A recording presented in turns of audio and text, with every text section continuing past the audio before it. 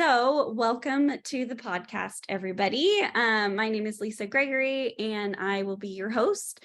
And today's podcast is on event marketing and design, how to best collaborate with your design team to create world-class events. And the reason why this is so important is because we have a bunch of partners when we're creating events, product marketing, etc. But the one a lot of people don't talk about is design. So I thought it'd be a great topic for us to dive into. And I have some stats that I collected from our registrants. We did get quite a few registrants. And a lot of people said how important it is to work with great design teams. So out of that, the stats, hi Alla, the stats were 9 out of 10 for it's very important to be working with an exceptionally good design team. And then where are these planners at in their journey with collaborating with design on a scale from 1 to 10, the ratings came back in as a 6. So MaChuca and Peter, though, that's where you guys come in. So I'm going to, you guys can pin and spotlight people in your Zoom, but essentially these are two guests. So MaChuca and Peter, why don't you go ahead and introduce yourself, and MaChuca, you can go first. Thank you so much. And thank you so much, Lisa, for inviting me. It's like such an honor because I am your big fan. I have worked with you like a couple of years with you for every summit in Kong. So it's like learning a lot from you. And well, I'm super happy to be here and with Peter too. So such a great designer. So yeah, I feel honored to be here. So I mean, I have couple years working and doing some events, and I mean touching all the multiple points that everyone knows that that happens on the events. So yeah, thank you so much for having me here. Yeah, you're very welcome, and it is actually my pleasure, because the design that you create and bring through your events and your website and your video and the time you put into this, it's more than just design. It's a layer of brilliance that a lot of people do not have. So thank you. It's an honor for us. And I know Taryn, who's worked with you before, knows this. Yes. special kind of yes. All right. And then our next guest is Peter. Peter and I worked together for many, many years producing events around the globe, user conferences, trade shows, you name it. Peter is the best, not only on the execution, but the reason why I really enjoy working with Peter is Peter likes to pause and think about the overall goals and objectives, not just for the design, but for the team, for the company. He really puts a lot of thought into his design. And because of that, he tends to streamline things and get things done very quickly in a way where it works. Everybody knows what working design feels like versus just design. They're two different things. So Peter, go ahead and introduce yourself. Hi all, super excited to be here as well. Similar to MaChuca, I love working with Lisa. They've been awesome over the years, like she said, and have to say I'm jealous of MaChuca's plant game, but excited to be here and talk about events with everybody. And if you didn't know, Peter is a new dad. So congratulations to Peter, which is very exciting. Thank you. I'm operating on limited sleep, so I might trail off or fall asleep. No worries. So we're still right here. All right. So I did ask the team to chime in with some questions. If I don't get to them, so sorry, but this is the time for these folks to chime in as well. So MaChuca, let's start with you. When have you had the most success while working with events teams? I mean, I think kind of, because to design something for events and to be there is like it combines multiple people, multiple pieces, multiple formats actually. So I think to having something successful, I mean, I think it depends, of course, of the goals of the event. So you want to sometimes we want to just have connections to know people. Sometimes it's just to get feedback. Sometimes it's to put in front of new prototypes and new experiments. So sometimes it depends of the goal to define the success. But when people cross to just because of nothing and just go to the booth and say, oh, I like your brand, I like your colors, it's like, for me, this kind of sparks of feedback that they are not touching like or even the design or the product itself, but when the people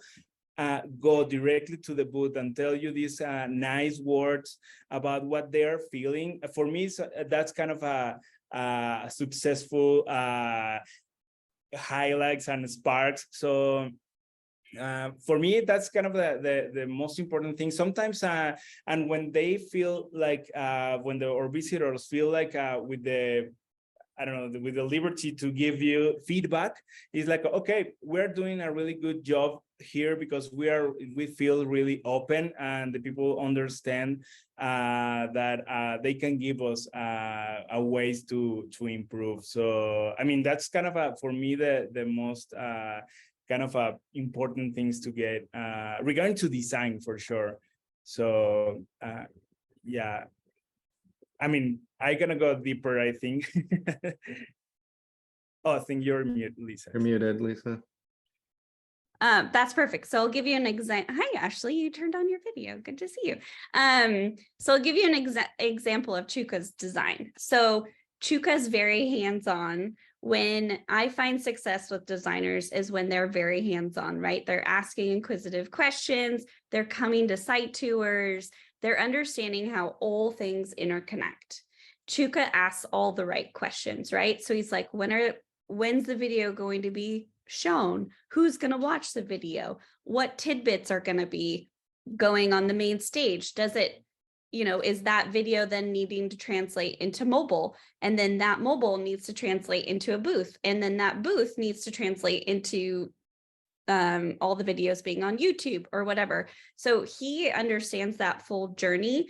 And then I find the most success too is Chuca has a support team. He has people that back him up. So if he's not available, he has other people that he can delegate to that he trusts and that the team trusts. So that's what I've found to be super successful working with him. And then we also work in trackers or design boards. And I know there was a question, I think it might have been Ala, that was like, which boards do you use? What's the best way to put in a ticket? And if you've worked with me before, you know that I love spreadsheets. Now we use a lot of Asana boards. I like color coding. I like all the details, but details matter in design.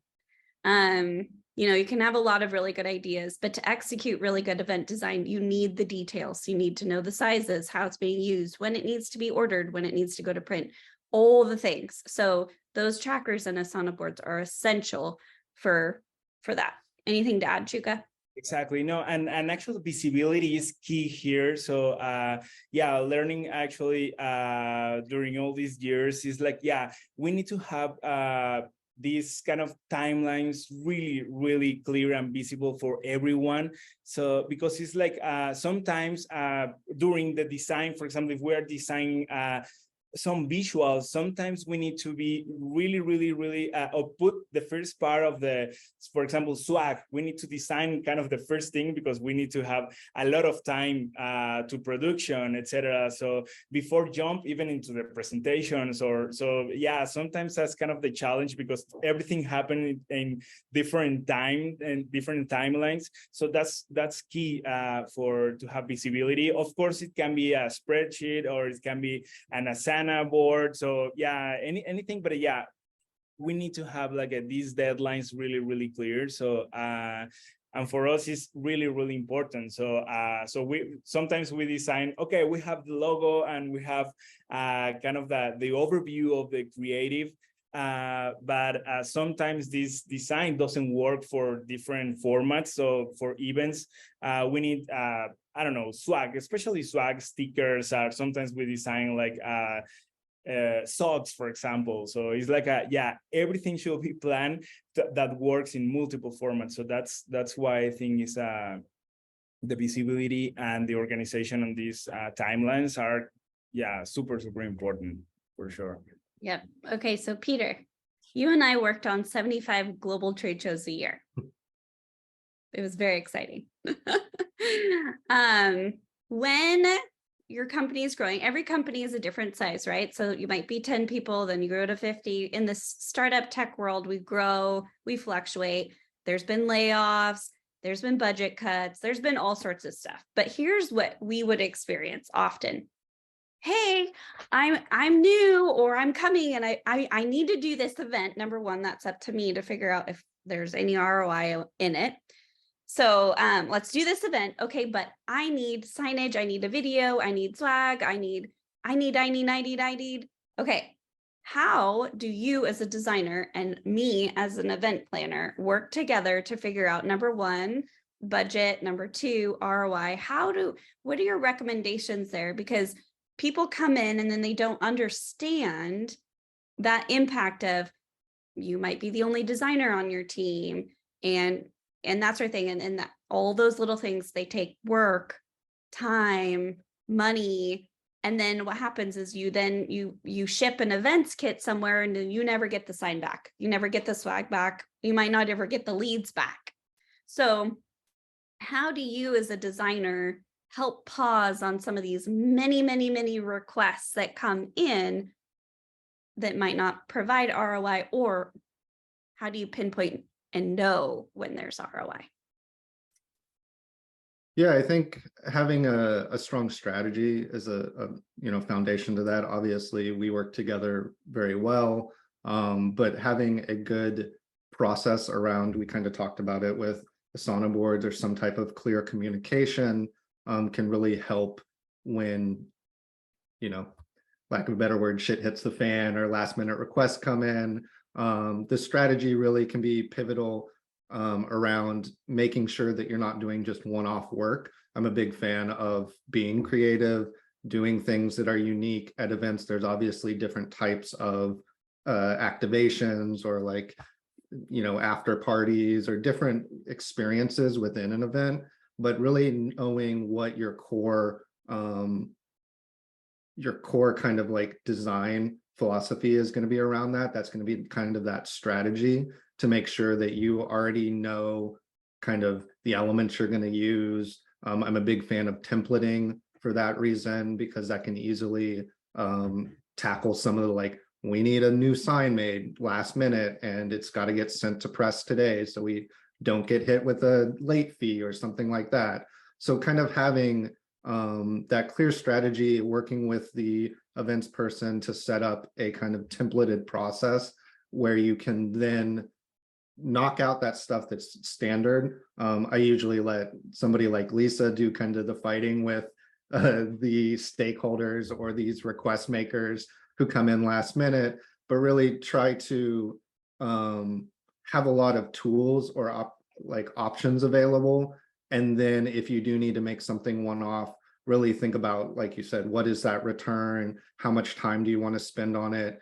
I often try to limit the amount of time I'm designing for that reason, because you can move pixels all day long to try to create something, but trying to get away from that, building the picture for the person, for them to say yes, actually having a strategy ahead of time, having a clear kind of outline of that, past examples can really help frame that new person who's coming in, because they might not know what, like you said, they might be doing one booth, one event, not 75. So you generally already have kind of an understanding to help guide them and put some structure there. And then there's a lot of opportunities for one-off.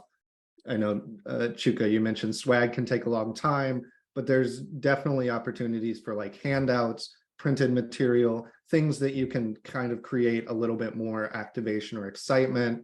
Done lots of kind of raffles, prizes, experiences, bingo type things. So I think there's a lot of you kind of get the framework there, and then there's kind of that the flavor or spices that you can add into what you're actually doing. You're not going to change that we have a 10 by 10 usually, or a banner space. So kind of get those set and then start talking with those individual stakeholders or request people around, okay, how can we get something a little exciting for this? But that's within scope. That's not going to be, let's do a totally new thing, spend hours on this, and then potentially have a higher up stakeholder person say, like, what are you doing? Why is this random? Like, what, you know, it's so easy for people to see something live and then come back to you and be like, why did you do this one off?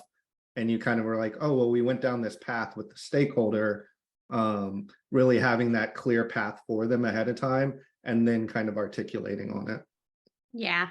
Yeah. You have an overall company strategy and design brief. You have an event design brief. So I like to do where it's a deck, and in the deck you have, and anyone in the company can access it, right? So it's a deck with approved swag, approved, you know, things that people could use, templates in Canva or whatever your design team uses, what the booth should look like. If it's a, you know, 6-foot table, what that should look like. If it's a 10 by 10, what that should look like.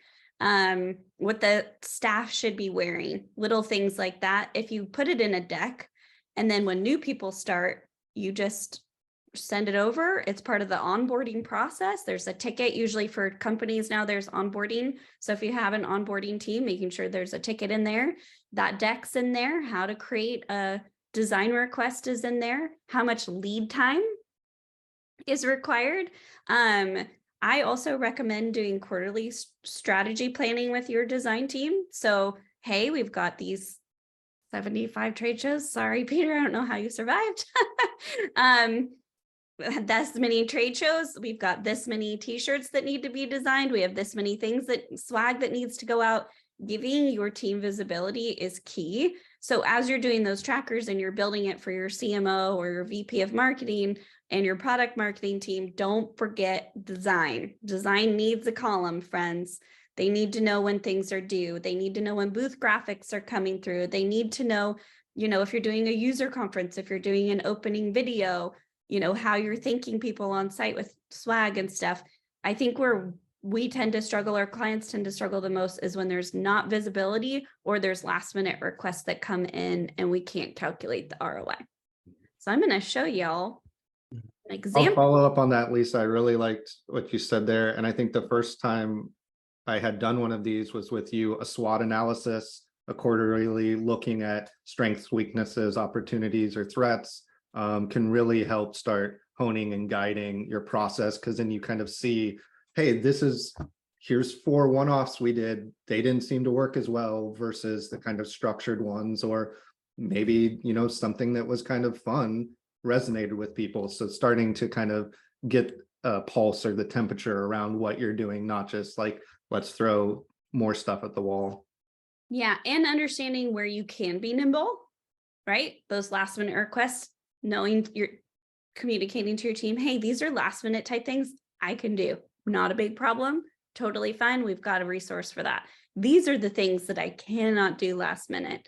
So some companies, I'll unshare for a second. How many people work for companies that change their messaging every month? Yeah. Okay. So you're a startup, your messaging changes. So you're like, yay, I can create a booth and I can use that booth for the whole year. Nope, sure can't. The messaging is different. So purchasing a 10 by 10 or a 10 by 20 with your booth messaging probably doesn't make a whole lot of sense. Now, doing the turnkey and stuff like that, that sort of might make sense. Or just using your logo and your colors might make sense with like pop-ups that are, or messaging. Really understanding where your company's at in its messaging and product development. So we work with a company, they like to buy other companies.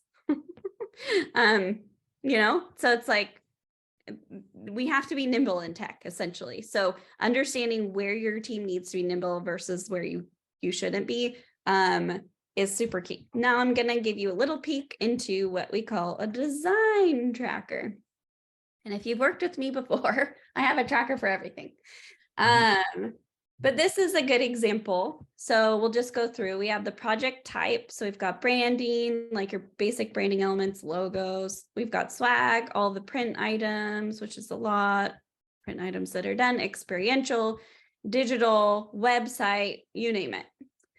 Then we go through and we do a description. So if anybody came in, doesn't matter who you are, they'd be able to figure out what it is.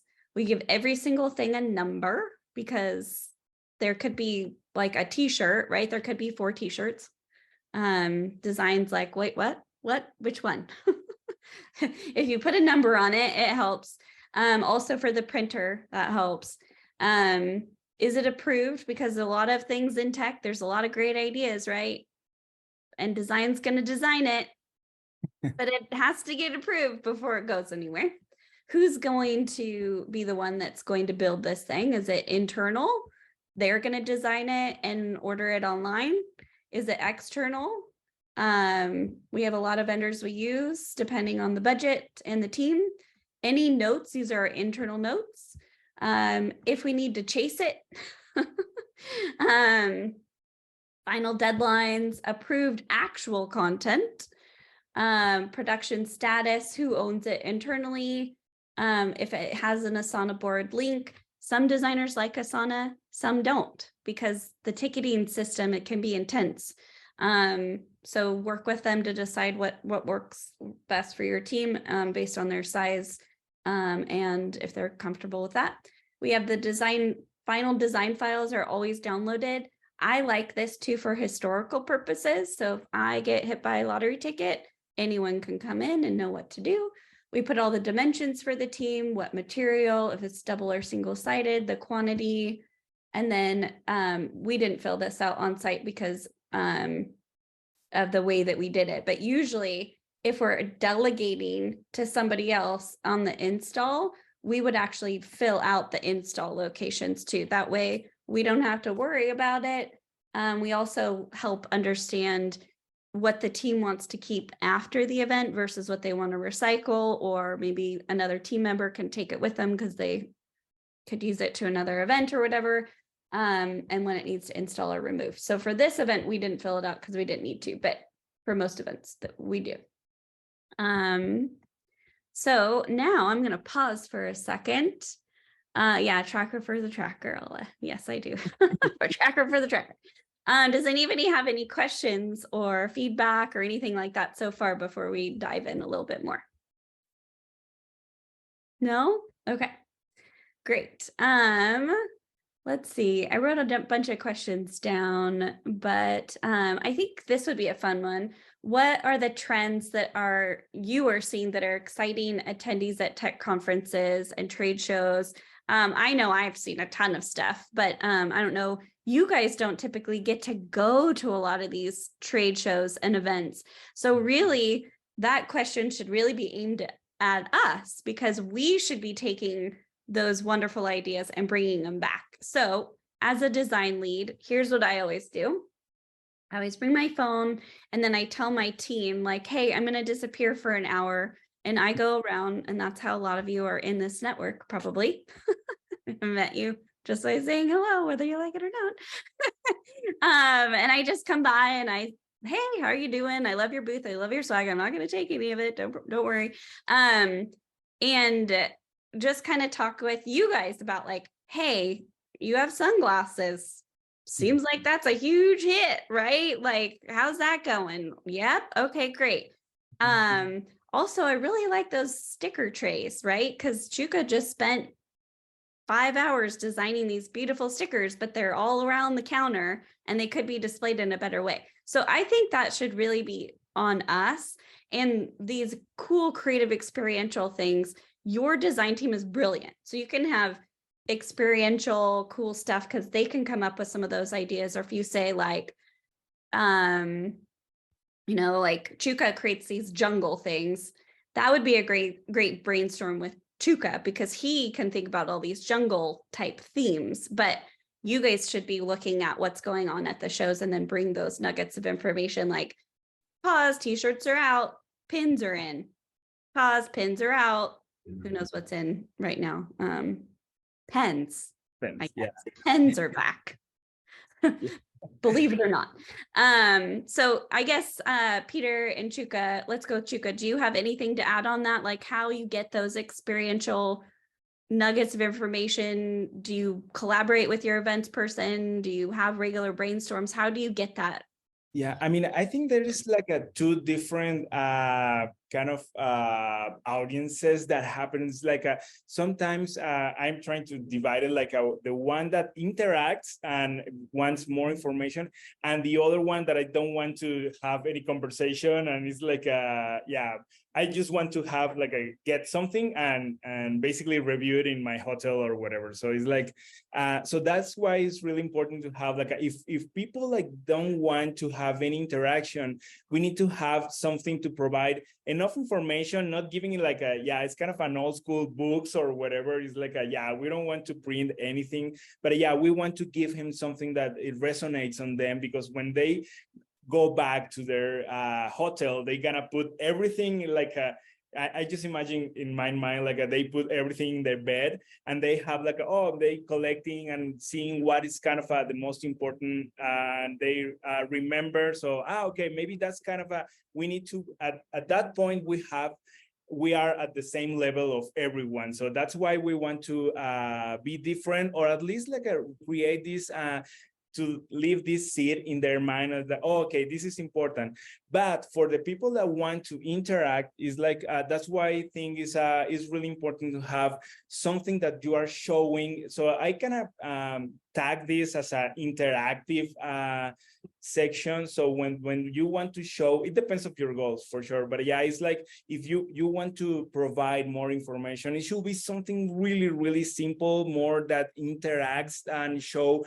It could be a video, or it could be like you want to demo a product, but I think that's kind of the and yeah. And regarding to the innovation there, I think we have like in these two areas is like okay, if we want to give the user or the visitor something that are really important, so then we can play with, as you said, like a glasses or something that is like a different. I think I really like personally like the socks, because it's like a lot of people collect that and the people use it, and if you are really careful about the usage of this swag, you are not trying to put your brand super because you don't want to be like a live ad, just having your like a tote bag or whatever showing the logo there. So it should be something that you want to use every day. It could be the logo there, because it's like if you connect with your visitors, it's like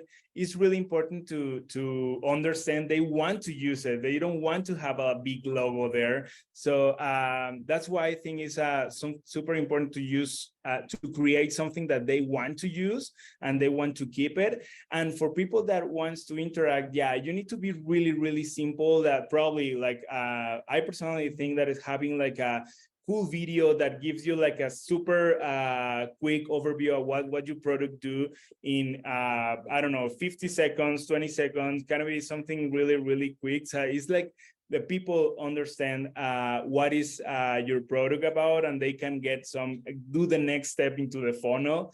So I think that's kind of I mean, I'm seeing a lot of interactive things like the raffle thing. So it's like that, because at the end, the people likes to be part of these interactions. And I mean, that's why they go to also to the trade shows, because they want to know and to be exposed to this new information. So sometimes the people have this another layer of openness.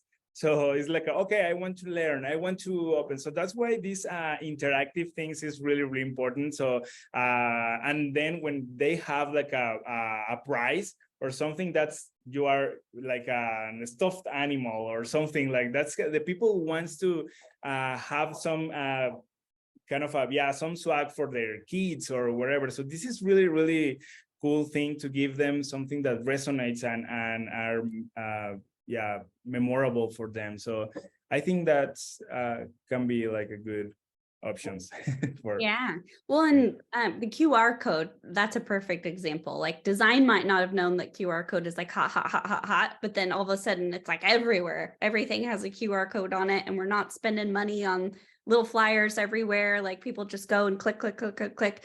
So Yeah. that's a great example. And then same with the swag stuff. So Ricky, I'm going to actually ping you. Ricky is done an amazing job of doing interactive, like cool swag, but not like you were saying, Chuka, just people aren't wearing his logo everywhere, but they're getting that interaction, right? Ricky, you want to tell us about what you were doing or how you do that with Mesmo? Yeah, so similar mindset that I try to look for branded items that aren't overly branded. So it's a nice quality item, and it's really about that like long-term investment. Like for the socks, for example, instead of going with like a classic crew socks that's like a dress sock, we went with an athletic type. So it's kind of more of an everyday low branding on it. It does still say Mesmo, as you can tell, like I'm wearing Mesmo right now. Low branding items that people use long term. Another item that I saw was a great hit was our enamel pins. It's something super light that they could take with them. And then I always put them on my lanyard. So I'm like, oh, look, here's an example. You can put it on your lanyard. And like, oh, how small and fun. And they like take it in. That's like the introduction to a conversation, and they open up a little more. Yeah, I think people often that aren't in marketing and design, they don't realize what that interaction is at a booth. So interactions at a booth, there's multiple different kinds of interactions. Each one has a different success rate for your team. There's the quick, hey, I don't know who you are, but you have a teddy bear and that's really cute, and I want a teddy bear for my kid. That doesn't have to be a bad interaction, and that doesn't have to lead to no ROI. Right? So anyone that's at your event is going to have that title that you're targeting, most likely for your company. They might not be interested in buying because, hey, me and Ricky are just walking around and we're buddies. We haven't seen each other in a while, and I don't really want to talk to Jenny about product right now. Thanks, Alla. But by golly, if she sends me an email that's really cool and fun, I might take a look. Or I'm going to remember Jenny because she gave me a teddy bear. And then when I'm looking for a thing, I'll be like, oh, that's cool. Like I should look at, whatever. Or she's going to invite me to her conference. It could just be that interaction. I'm walking by, it's a teddy bear, it promotes their conference. And then I'm like, oh, actually, I need that.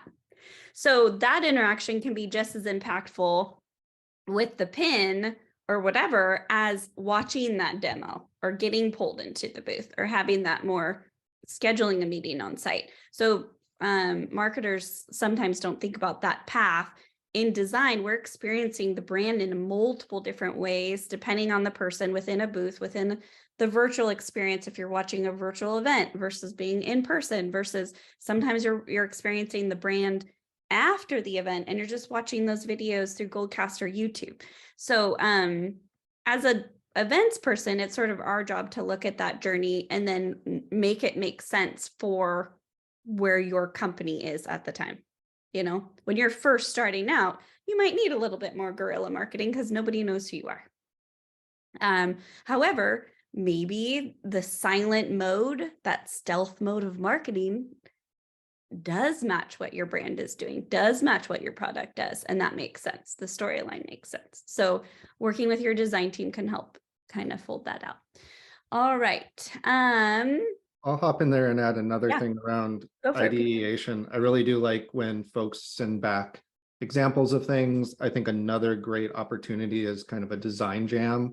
I love to get multiple folks from across a company into a room to kind of get ideas out. I've had a lot of success with that around swag items because, past putting your logo or branding or tagline onto an item, you can kind of get stale around concepts around that. So it can be really great to bring in both an event person, a subject matter expert, even folks from sales if they have time, because people touch at different points within that customer experience. And so getting that like wealth of knowledge and allowing people to take part in the design process, quote unquote, can really help foster kind of ownership of that, but also just creativity. You can get great ideas out there, just one-off things that you can keep, in your bag, because whatever comes out in that, you might use one thing, but then if you take an hour, you might have 5 ideas,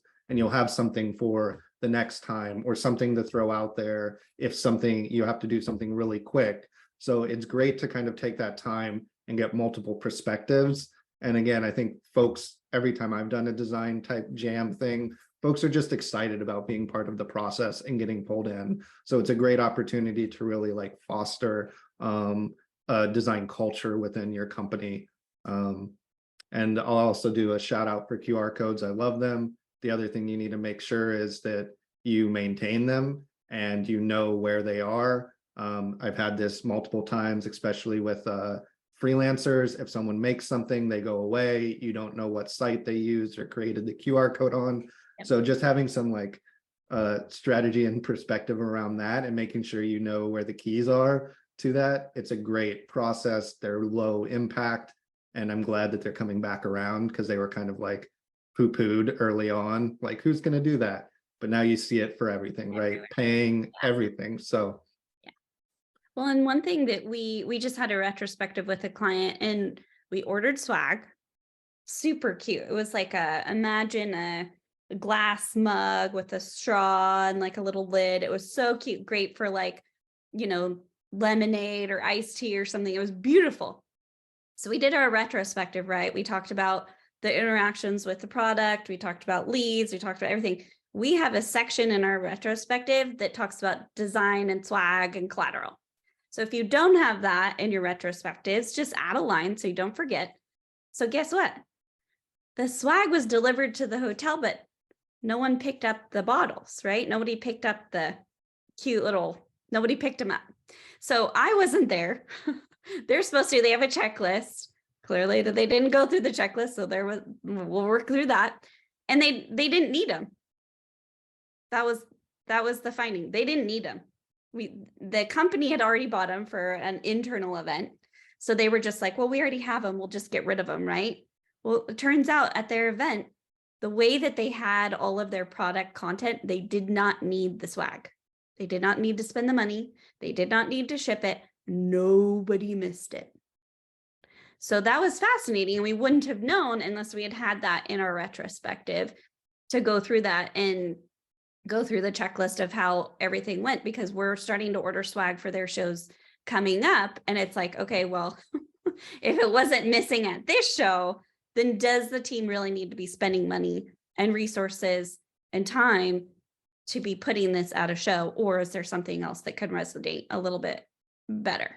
So if you don't, add that to your retrospectives. And I loved what Ricky said about quality items. I think that's really important to think about, not just like spamming with what's out there, but to really think about an item that's unique and will actually have longevity. Another great opportunity around that, and it takes a little more lead time, is kind of like how the thing is prepared. You can do low-level packaging, and it doesn't cost much money to have like a back plate for stickers or little hang tags or things like that. Those become great opportunities for branding, where you then don't have to heavily brand the item. You can have the QR code on the packaging. You can have kind of the mission statement, whatever it is that follows back to it, but doesn't necessarily have to always sit on the item and kind of be garish so people don't want to use it. So Yep. Yeah, I love that. That's very true. The pins are cute, but it would be even cuter if it was on like a tiny little thing that had a little messaging, maybe a tiny little QR code, and they could interact in some way. Now, that takes planning, y'all. and sometimes a good relationship with your vendor. So there's a lot of online vendors, but also having a good fulfillment company can really help in that process, where you can get it from an online vendor. The fulfillment company can help up level those items with backings or things like that that allow you to kind of get that extra touch. It makes it look like it's retail or something. So yeah.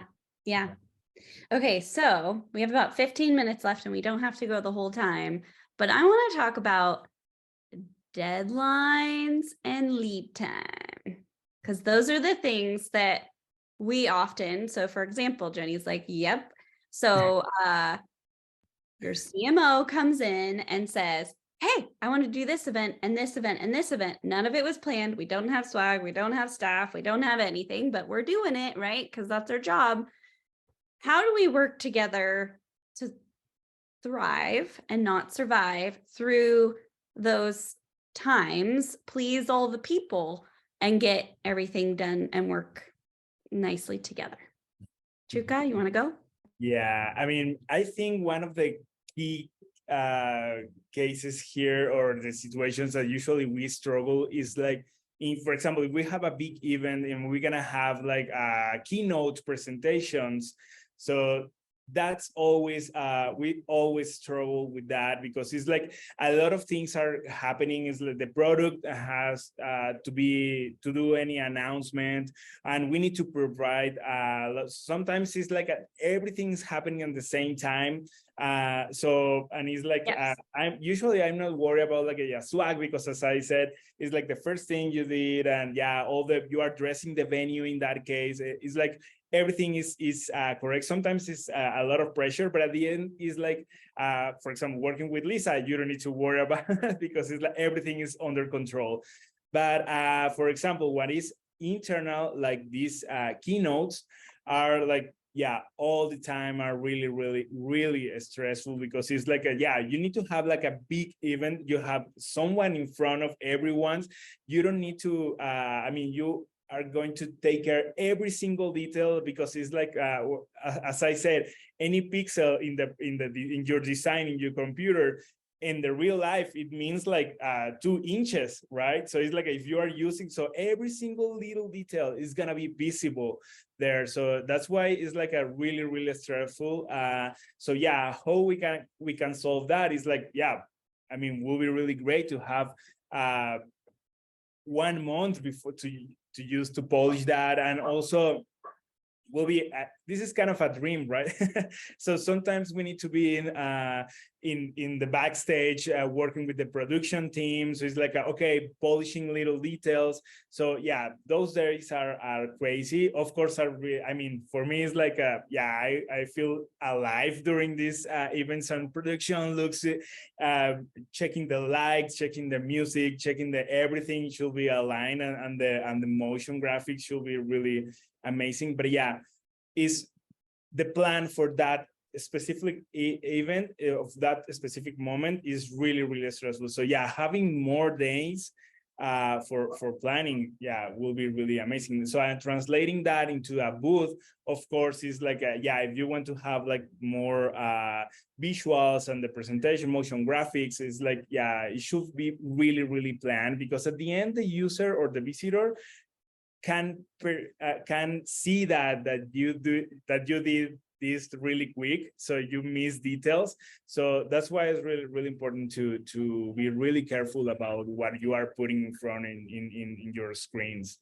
So I can give some executive tips here. So if you're doing a user conference or really anything, you're bringing your executives to AWS reInvent, you need your executive time for anything, you need to be lockstep with their EAs. So get that time on the calendar. You know you're going to reInvent, great. In your work back schedule, you need to be talking to them. So here's another thing. Executives go on retreats and planning things, or have board meetings or end of quarter and stuff like that.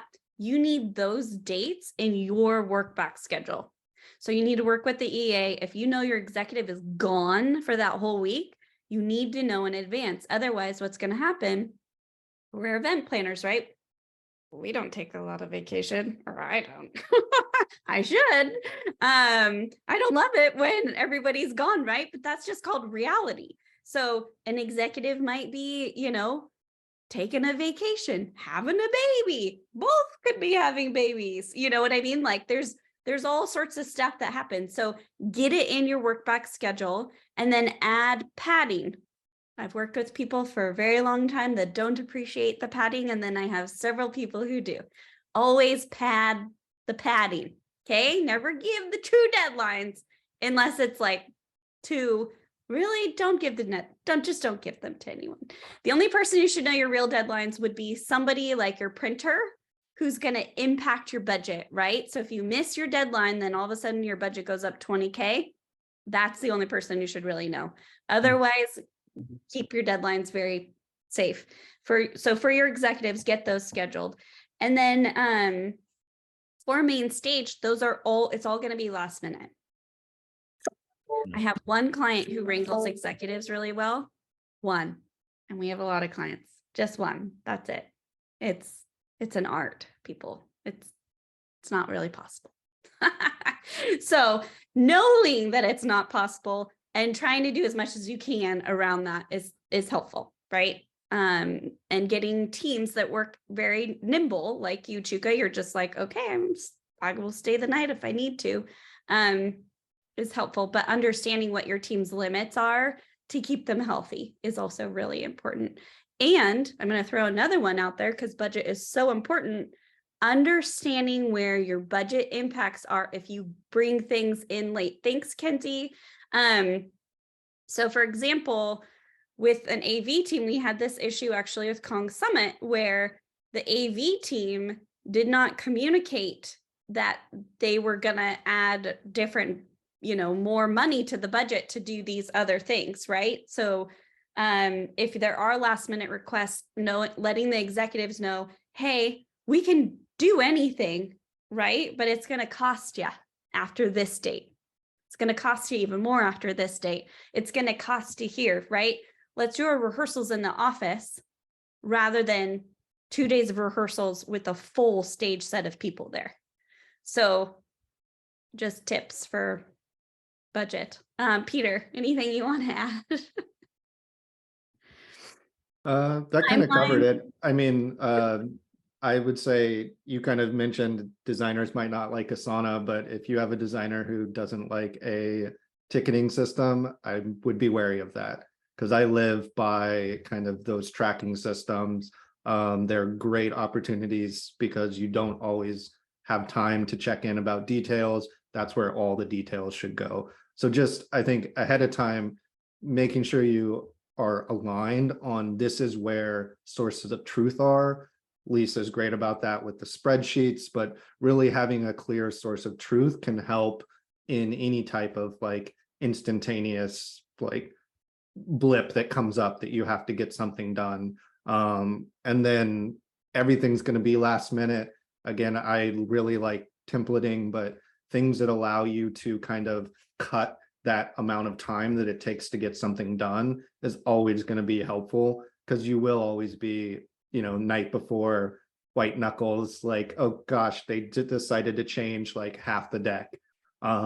So like a good designer will often have a Rolodex of things they've already created. So you're not having to just reinvent the wheel. And again, I think the ticketing helps that process because you can also go back. Lisa, like you said, when we did like 75 events, I lived by our tracking system because it was like, oh, I did one of those 3 months ago. I can start at least with a base design or a base file. So we're not reinventing the wheel and taking, every little thing counts, like having to add another text box. You're like, if I've already created all of these, have them laid out well, that's a great way to go back and track those. If you're working with a freelancer, ask for those files, like ask for some of the resources so then you can have those and then you could pass those along. Yep. If that freelancer is not working with you next time. Just having kind of the build from the past is going to help you develop things in the future. You can always change things, change alignment, locations, whatever, but it's really great to have kind of a set of resources that are your toolkit that then is going to allow you to quickly execute. Because yeah, we all know last minute things, night before, day of, at summit events, it's even more hairy because just you're there and the people are thinking about it in their hotel room the night before and noodling on, what their great line is going to be at the keynote. And you have to make sure that all looks good 8 a.m. Monday morning type thing. So having that Rolodex of things that help you build that out is going to be really valuable. Yep. And I have one more thing to add before we do our conclusion here is understanding your team's workload. So we often ask for like, hey, Jenny, are you going on vacation? Ricky, are you going on vacation? Maybe Brooke is getting surgery. those types of things. Also, events, we don't own you as a design, you don't work for us, right? You've got tons of other departments and teams that you're working with. We need to understand, like, hey, there's this launch, we're redoing stuff on the website. We need to understand how busy you are and when. So like, I would always get a lot of our design stuff for an event in like September or October. I would block most of August and get those deadlines in front of you, and then have to come in and say, oh, you're gone. That deadline's not going to work, or we've got a launch here, that deadline's not going to work. So that's when you can build strong relationships with your design team, is really being respectful and asking them. And then another tip, this goes for anyone, not just design. If someone goes silent on you, you put a ticket in and they disappear, they're not doing anything, chances are in that ticket does not include all of the information that the person needs. So if you're not hearing back, design is often busy, yes. However, they probably did look at your ticket. They probably went in to do it, and then they were missing details. So if you're going to go back and ping them again, hey, have you done this yet? I challenge you to relook at your ticket and make sure it's very crystal clear on what your ask is, and say, oh, I remember when I created that ticket the first time, I did it really quickly and maybe I didn't include everything. So here's some more information. Let me know if you have any questions. I'm happy to, sync or whatever, but I remind them of the deadline. That's usually what I find with anyone who kind of goes silent. And because designers are like gumbo, they're being stretched in a million different directions, but then expect to go back to perfection once done being stretched. That's going to be super helpful in building that relationship with them. Yep. All right. So any final thoughts from anyone? I want to thank everybody for attending. I think this was great. MaChuca and Peter, if everyone could see all of the beautiful design that you guys have created over the years, they would just be like beyond over the moon excited, just for what you guys are going to be creating in the future. Peter is now at Venify, so we're partnering on an event in September, so I can't wait. It's at the Illuminarium in Las Vegas, which is a 365-degree venue. It's going to be fantastic. And then Chuka and I just have worked together forever, and I'm sure we'll do lots of amazing events together in the future. So thank you guys both. No one really talked a whole lot on this one, so that's okay. But if you have more questions, put them in the Slack for the Event Professionals Network. Chuka and Peter are in there, but I'm happy to coordinate with them and get some answers for you. But enjoy your Friday. And Peter and Chuka, any final words? Oh, thank you so much. Yeah, it's really, really good to see faces here, like an interaction for sure. Anything that we can help, if you want to share any idea, I don't know. Yeah, totally open. Yeah, more than happy to help to this community. So yeah, thank you so much, everyone. Thanks, Lisa, and thank you, Peter. Yeah, likewise. Thank you all. Thank you, Lisa and Chuka. And I love talking design as well. So if you have questions, get them to Lisa and we'll give you some answers. All right. Thank you, everybody.